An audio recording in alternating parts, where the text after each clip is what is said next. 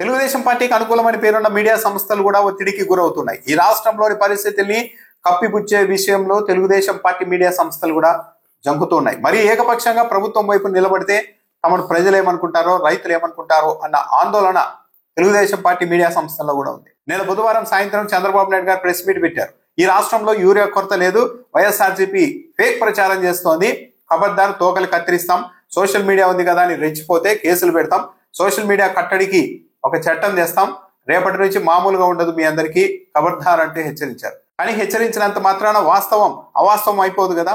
ఆంధ్రజ్యోతిలో కృష్ణా జిల్లాలో యూరియా కోసం రైతులు 100 మంది షాపుల దగ్గర ఉన్నారని ఆంధ్రజ్యోతి పత్రికలో రాశారు. ఎప్పుడైనా సరే 5 ఏళ్లలో ఇంతమంది రైతులు యూరియా కోసం దుకాణాల దగ్గర ఉండడం ఎవరైనా చూసారా? లేదు. ప్రకాశం జిల్లాలో యూరియా కోసం రైతుల పడిగాపుడు, ఆంధ్రజ్యోతి. అన్ని ఈ రోజు కథనాలే ఇవి. సత్యసాయి జిల్లాలో ఎరువుల కొరతపై రైతుల ఆగ్రహం, ఆంధ్రజ్యోతి ఈ రోజే. శ్రీకాకుళంలో ఎరువుల కోసం వాగ్వాదం, ఆంధ్రజ్యోతి ఈ రోజు సంచికలోనే. ఇది జిల్లా ఎడిషన్లలో రాస్తున్నారు ఇవన్నీ. ఈనాడు పత్రికలో యూరియా అందించాలని అనంతపురం జిల్లా సోమేందపల్లిలో రైతుల ఆందోళన అని ఈనాడు రాసింది ఈ రోజు. ఇది కూడా యూరియా కొరత అంతా ఇంత కాదయ్యా, అనంతపురం జిల్లా బుక్కరాయ సముద్రంలో రైతుల బారులు అని ఈనాడు రాసింది, ఫోటోలు కూడా వేసింది. యూరియా ఏదయ్యా, కృష్ణా జిల్లా పామరులో రైతులు బారులు తీరారని ఈనాడు రాసింది. ఇది కూడా ఈ రోజు కథనమే. ఈ రోజు వాడితే 300 మంది రైతులు బారులు తీరారు. ప్రతి మండలంలో కూడా ఇదే పరిస్థితి ఉందని కూడా ఈనాడు రాశారు. కృష్ణా జిల్లాలో, బాపట్ల జిల్లాలో ఈనాడే జిల్లా ఎడిషన్లో రాసింది. పంట పండించడానికే కాదు ఎరువులు కొనడానికే అవస్థలేని రాశారు. ఇక సాక్షి బ్యానర్ ఐటమ్ ప్రచురించింది, యూరియా కట్టడిపై ముట్టడేని ఒక ఫోటో ప్రచురించారు. అదే కృష్ణా జిల్లా ఘంటసాల మండలంలో. ఈ ఫోటో నిజం కాదని ప్రభుత్వం చెప్పగలుగుతుందా? ఫేక్ ప్రచారం అంటున్నారు కదా చంద్రబాబు నాయుడు గారు, తెలుగుదేశం పార్టీ వాళ్ళు. ఈ ఫోటో అవాస్తవమని చెప్పగలరని వైఎస్ఆర్ కాంగ్రెస్ పార్టీ ఒక సవాల్ కూడా చేసింది.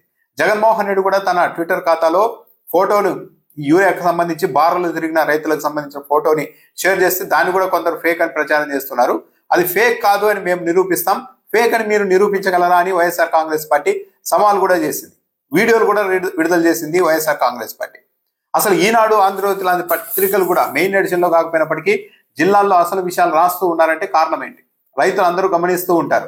ఒక సాక్షి పత్రికలో యూరియా కొరత పైన కథనాలు వచ్చి మిగిలిన పత్రికలో రాకపోతే వీళ్ళు తెలుగుదేశం పార్టీకి ఒత్తాసు పలికే క్రమంలో రైతులకు సంబంధించిన కష్టాలను కూడా అడ్రస్ చేసే పరిస్థితుల్లో మీడియా లేదు అన్న అభిప్రాయం రైతుల్లో ఏర్పడితే, ప్రజలకు మీడియాను దూరం అయితే చివరకు తమ క్రెడిబిలిటీ, తమ ఉనికే ప్రమాదంలో పడుతుంది అన్న విషయం మీడియా సంస్థలకు తెలుసు. అందుకే అయిష్టంగానైనా ఈ విషయాలన్నీ రాస్తూ ఉన్నాయి. మరి ఈనాడు, ఆంధ్రజ్యోతి పత్రికల్లోని ప్రతి జిల్లాలో ఇదే పరిస్థితి ఉంది అని రాశారు. మరి ఇది కూడా ఫేక్ అని చంద్రబాబు నాయుడు గారు కానీ తెలుగుదేశం పార్టీ కానీ చెప్పగలుగుతుందా? పైగా ఏం చెప్తున్నారు చంద్రబాబు నాయుడు గారు? యూరియా కొరత లేదు అంటూనే ఈ ఏడాది 4 లక్షల మెట్రిక్ టన్నుల యూరియాను తగ్గించాలి వినియోగం అని మేము టార్గెట్ గా పెట్టుకున్నామని కూడా నిన్న మీడియా సమావేశంలో ముఖ్యమంత్రి చంద్రబాబు నాయుడు గారు చెప్పారు. అంటే తక్కువ సప్లై చేయబోతున్నారు అన్నది కూడా అర్థమవుతుంది. దానికి తోడు యూరియా ఎక్కువ వాడద్దు, క్యాన్సర్ లాంటి జబ్బులు వస్తాయని ఇప్పుడు చెప్తున్నారు. అంటే ఇది ఒక విధంగా రైతులకు ప్రజల్లో సానుభూతి రాకుండా, మద్దతు రాకుండా చేయడానికి కాబోలు.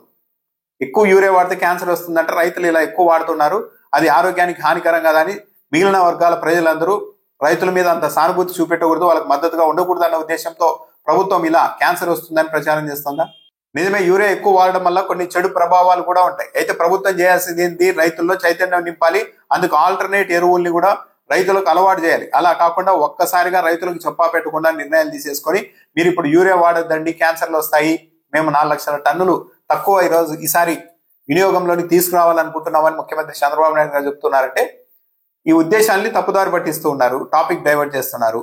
పైగా వ్యవసాయ శాఖ మంత్రి అచ్చెన్నాయుడు గారు రైతులు ఇలా యూరియా కోసం గంటల తరబడి నడి రోడ్ల మీద నిలబడుతూ ఉంటే ఆ క్యూ లైన్లను అవహేళన చేసేలాగా, మనం ఒక ఇంటికి భోజనానికి వెళ్తే బఫే సిస్టంలో భోజనాలు పెడితే మనం క్యూలో నిలబడమా అని చాలా సింపుల్ గా చెప్తున్నారు. ఇది ఒక విధంగా రైతులను అవమానించడం. రైతులైతే ఆగ్రహంగా ఉన్నమాట వాస్తవం. దీనిపైన రాష్ట్ర ప్రభుత్వం దృష్టి సారించాలి. ఈ పరిస్థితిని కంట్రోల్ చేయడానికి, అదుపులోనికి తీసుకురావడానికి ప్రయత్నించాలి. కానీ బెదరగొట్టడం, ప్రచారం చేస్తే కేసులు పెడతాం అని అన్నది ప్రజాస్వామ్యంలో సరైన విధానం కాదు.